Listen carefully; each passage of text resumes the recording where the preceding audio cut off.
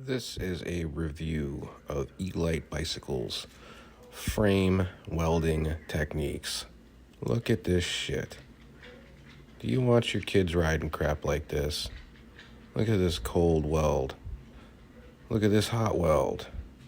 Can they lay them flat? No. It's just hideous. Look at the burning on that. It's just bad.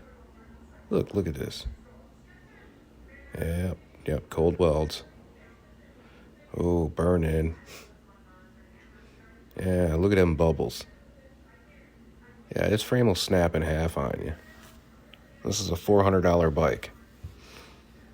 $400 will get you this garbage. Trash.